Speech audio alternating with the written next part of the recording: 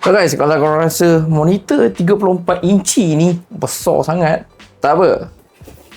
Ini dia guys, 27 inci Armageddon Pixel Plus PXP 27G IPS flat display dan punya maximum refresh rate 165Hz. Maximum resolution dia up to Full HD saja. View angle 178 degree dan juga dia pun ada support AMD FreeSync dan juga Nvidia G-Sync. sRGB 98% saja. So ini basically sesuai untuk gaming lah. Kalau macam nak editing, color lari sikit. Jom kita buka.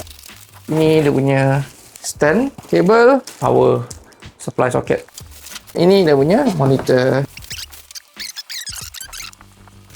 Okay, ni dah siap pasang. Kat sini ada dia punya toggle button. Okay, dekat bahagian bawah sini ialah dia punya ports. Okay, ada 3 ports sahaja. So guys, ini dia lepas dah set up monitor ni. 27 inci bagi saya saiz ni yang paling ngam sekali lah. Dia sebenarnya kalau nak betul-betul sweet spot, maknanya bagi saya 24 lah. 27 ni dia extend sikit tapi okey lagi lah. Kalau macam 34 inci tu dia terlalu besar untuk saya lah.